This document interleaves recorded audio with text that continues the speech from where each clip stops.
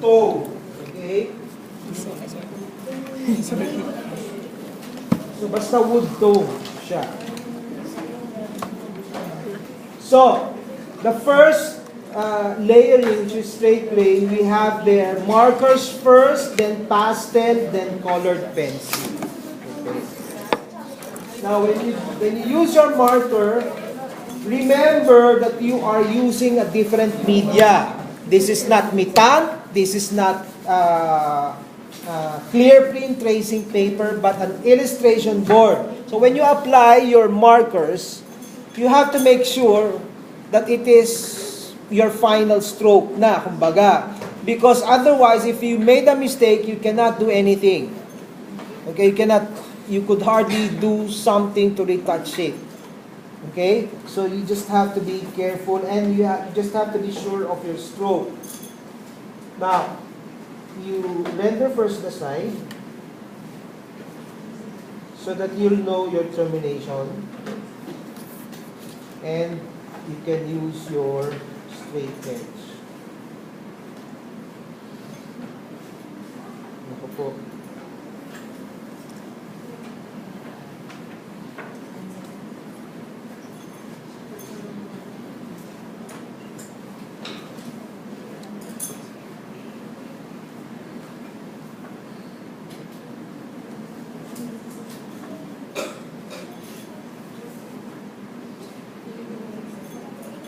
Naghihingalo na siya.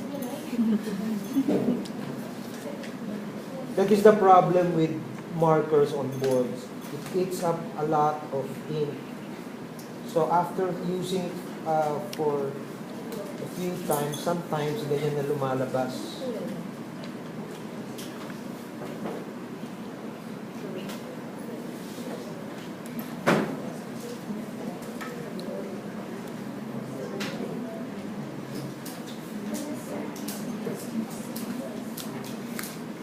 Now, it is okay if you have those lines because that will contribute to the graining. This is 732 beige.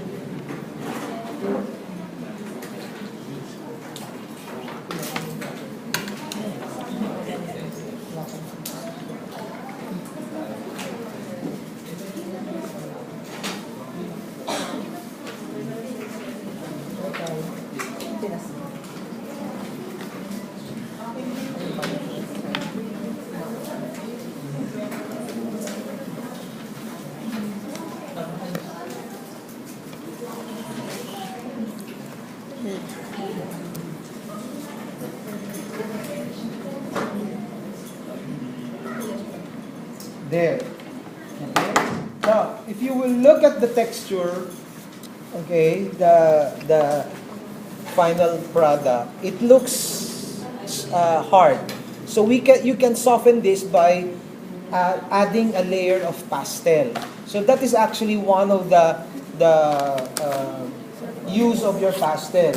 You look for a shade that matches this one. Okay, that's why I asked you to buy yung 64 because you have more choices with that. So, mas madali siyang hanapan if you have 64 colors.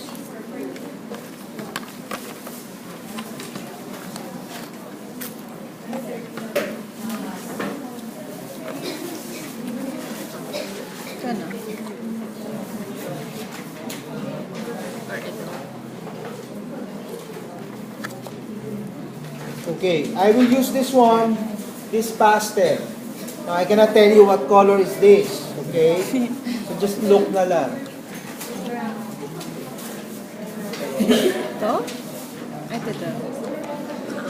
Now, apply. Now, remember that the chalk pastel that we are using, or the pastel that we are using, is different from your oil pastel. This is chalk pastel. It is called chalk because it resembles a chalk. Okay, when you use a chalk, di ba, nagiging powder siya. It's the same. Oil pastel is what we use during our elementary days for our art classes. We are not going to use that because you cannot burnish it. This time, this one, when you apply it, it becomes powder. So the pigment actually becomes powder in form, And then after that, after applying, you are going to burnish it. Now when you burnish, you are going to use your finger. Okay? Do not use your shading stick or shading stamp because that one is pointed. Now, baka hindi kumapit. So you use your fingers. Now, the problem is, if you have your fingers just cleaned and there is like a nail art there or what, good luck to you. Next, who are those people who have, what's this? Pasmado in English. What is pasmado in English? Shaky. Pasmado. What?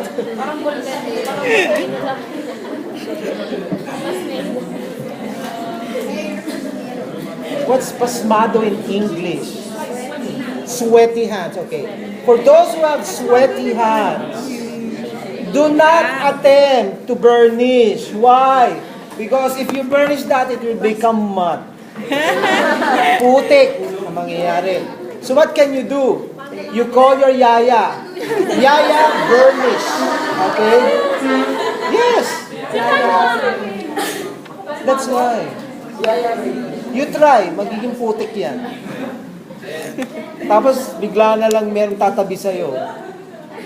Tapos may background music na ghost. Okay? Now when you burnish, circular motion.